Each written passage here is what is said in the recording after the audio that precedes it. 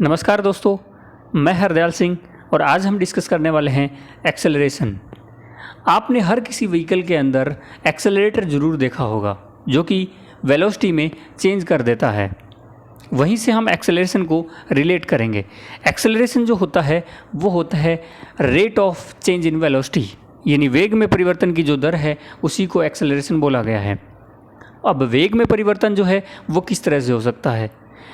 वेग जो है यानी वेलोसिटी जो है वो एक वेक्टर क्वांटिटी है। दैट्स वाई ये मैग्नीट्यूड और डायरेक्शन दोनों पे डिपेंड करता है। तो अगर मैग्नीट्यूड और डायरेक्शन इन दोनों में से कोई एक या फिर दोनों चेंज हो रहे हैं तो वहाँ पे वेग चेंज होगा, यानी कि वेलोसिटी वहाँ पे चेंज होगा। और जहाँ पे वेलोसिटी चेंज होगा इट मीन्स वहाँ पे एक्सेलरेशन रहेगा। एक्सेलरेशन को कैलकुलेट करने का एक सिंपल फॉर्मूला है Vf माइनस Vi/dt। Vf जो कि फाइनल वेलोसिटी को शो कर रहा है, Vi इनिशियल वेलोसिटी है और dt जहाँ पे टाइम डिफरेंस को शो कर रहा है। इसको एक एग्जांपल से समझते हैं। ये कोई पाथ है जिसको हमने 5 इक्वल पार्ट के अंदर डिवाइड कर लिया है। इसके नीचे यहाँ पे टाइम शो किया गया है 1 सेकेंड से 5 सेकेंड तक का, जो कि एक इक्वल टाइम इंटरवल को शो कर रहा है। ऊपर यहाँ पे जो है वो एक वेलोसिटी को शो किया गया है जो कि आपको दिख रहा है कांस्टेंट वेलोसिटी है 5 मीटर पर सेकंड 1 सेकंड पे भी है, और वही 5 मीटर पर सेकंड 5 सेकंड पे भी है। इसका मतलब वेलोसिटी यहाँ पे कांस्टेंट है। और जहाँ पे वेलोसिटी कांस्टेंट होती है, जब वेलोसिटी में कोई चेंज नहीं होता तो वो एक यूनिफॉर्म मोशन कहलाता है। और जहाँ पे यूनिफॉर्म मोशन होता है इट मीन्स वहाँ पे एक्सेलरेशन जीरो रहेगा, क्योंकि वहाँ पे वेलोसिटी चेंज जीरो है। आप कैलकुलेट भी कर सकते हैं।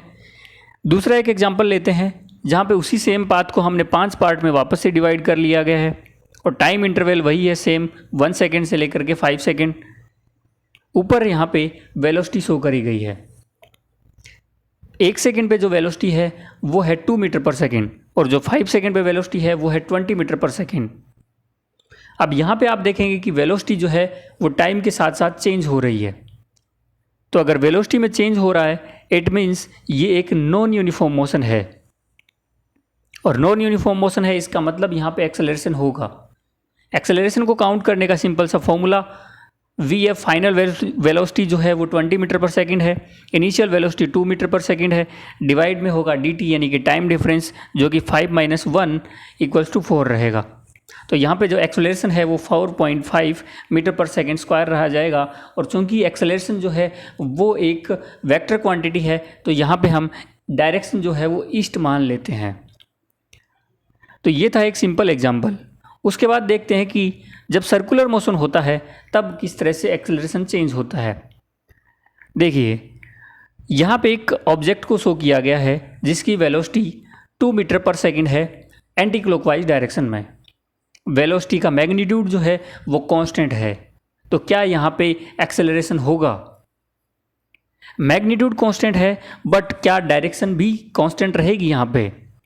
तो देखेंगे कि जब सर्कुलर मोशन होता है तो v डायरेक्शन जो शो करी गई है वो जैसे ही ये ऑब्जेक्ट आगे आएगा तो इसकी डायरेक्शन कुछ इस तरह से हो जाएगी। जैसे और आगे आएगा तो यहाँ पे डायरेक्शन कुछ इस तरह से हो जाएगी। इसका मतलब इस ऑब्जेक्ट की सर्कुलर मोशन करते हुए हर सेकंड हर क्षण इसकी डायरेक्शन जो है वो चेंज होगी, और डायरेक्शन चेंज होने के कारण इसकी वेलोसिटी चेंज होगी, और वेलोसिटी में चेंज आएगा इट मीन्स वहाँ पे एक्सेलरेशन रहेगा। So direction change at every moment और इसी के साथ change in velocity that is equal to acceleration. Retardation क्या है, जिसको हिंदी में मंदन बोला जाता है? जब भी हम किसी व्हीकल पे ब्रेक अप्लाई करते हैं तो वहाँ पे वेलोसिटी में नेगेटिव चेंज आता है। वेलोसिटी में नेगेटिव चेंज आता है इट मीन्स वहाँ पे एक्सेलरेशन में भी नेगेटिव चेंज आता है, और जो नेगेटिव एक्सेलरेशन है उसी को हम रिटार्डेशन बोल देते हैं, यानी कि मंदन बोल देते हैं। Thanks for watching this video. I think आपको सब कुछ क्लियर हुआ। So don't forget to like, share and subscribe. Thank you.